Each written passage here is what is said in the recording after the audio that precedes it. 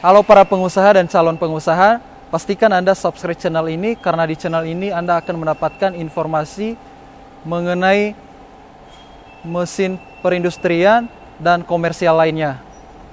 Jadilah bagian dari komunitas pengusaha sukses dan terus berinovasi dan berkembang bersama kami. Halo, selamat datang di channel YouTube PT Indotara Persada. Kembali lagi bersama saya, Liberman Zega dari Divisi Heavy Duty Equipment PT Indotara Persada. Nomor handphone saya 08111 6922 6703. Kali ini di belakang saya sudah ada alat articulating boom dan scissor lift. Kita akan membahas perbedaan dari kedua unit ini. Untuk pembahasan kali ini saya akan ditemani sama rekan saya, Pak Stefanus Antonio, untuk perbedaan kedua alat ini. Halo Pak Stef. Ya. Halo Pak. Baik. Oke Pak Stef, di belakang kita ini kan ada dua unit nih, ada ya. articulating boom sama scissor lift. Ya. Ini sebenarnya perbedaannya apa nih Pak? Oke, jadi untuk articulating boom dan scissor lift ya, kedua alat ini fungsinya sebetulnya sama, yaitu untuk menggapai area-area yang tinggi untuk bekerja ya. Perbedaannya adalah kalau articulating boom pergerakannya itu fleksibel ya. Dia punya sistem teleskopiknya dan juga punya boom yang banyak, jadi sehingga pergerakannya itu tidak hanya tegak lurus tapi bisa menjangkau area depan, belakang, ditambah unit ini juga bisa berputar ya. Kalau scissor lift ini ya, scissor lift ini dia fungsinya hanya tegak lurus aja. Nah, perbedaan mendasarnya di situ. Dimana working range-nya tentu berbeda. Ini pasti lebih banyak working range-nya dibandingkan dengan scissor lift yang fungsinya hanya tegak lurus aja gitu. Oke Pak Stef, tadi Bapak menjelaskan untuk perbedaannya nih. Ya. Ini sebenarnya untuk penggunaan alatnya biasanya kalau tipe articulating boom ini digunakan di mana dan scissor lift ini digunakan di mana Pak?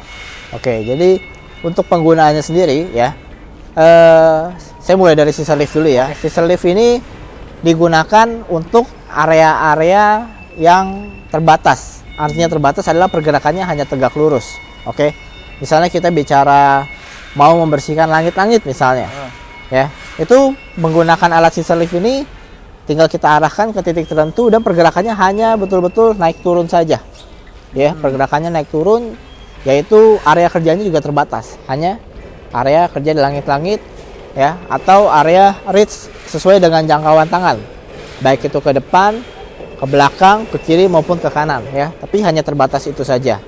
Oke. Nah, selebihnya kalau ingin berpindah ke titik lainnya itu harus menggerakkan bodi dari unit ini. Jadi unit ini harus dipindahkan untuk bisa mengakses area kerja yang lainnya. Nah, berbeda dengan articulating boom jangkauannya lebih luas ya. Lebih luas tadi yang saya bilang, tidak hanya vertikal tegak lurus ke atas tapi juga bisa menggapai area-area yang jauh ya. Karena ini sudah dilengkapi dengan rotate function ya. Jadi bisa berputar, ada mode swingnya. Kemudian boomnya juga sudah bisa teleskopik, artinya bisa memanjang jauh. Kemudian boomnya juga ada banyak sendi-sendinya, itu bisa membuat beberapa lekukan, bisa dibengkokkan gitu ya. Nah, untuk kestabilan unitnya ini bagaimana nih Pak? Nah, kalau kestabilan dua-dua ini sama ya stabilnya ya. Jadi memang produk-produk Shigemitsu itu produk-produk yang handal, semuanya sudah disesuaikan sesuai dengan kapasitas dan fungsinya.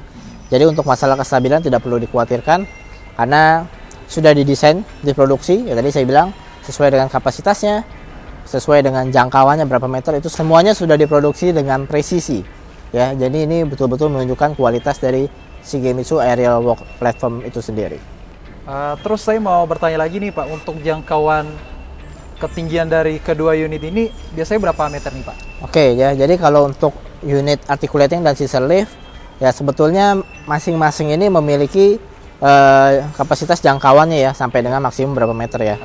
Jadi saya bisa bilang sama aja. Jadi tipe articulating ini juga misalnya kayak ini AB160J dia bisa menggapai 16 meter. Sama tipe ini pun ada yang bisa menggapai 16 meter. Kalau yang di belakang saya ini kan ini SEA 140S. Ini working platformnya sampai dengan 14 meter. Jadi kalau untuk jangkauan ketinggian itu sama saja ya. Yang membedakan adalah yang tadi saya bilang working range-nya, area kerjanya. Kalau scissor lift sangat terbatas karena hanya naik turun vertikal.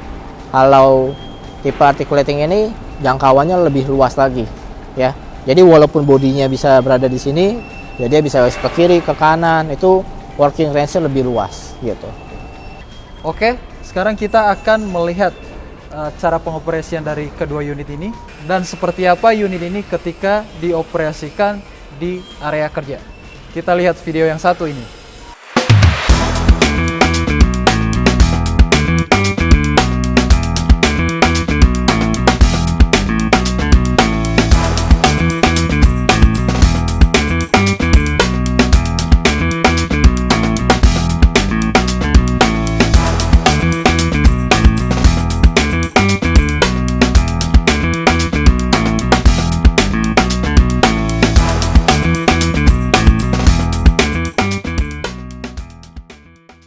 Kita sudah sama-sama lihat nih perbedaan dari kedua unit ini dan pengoperasiannya di area kerja.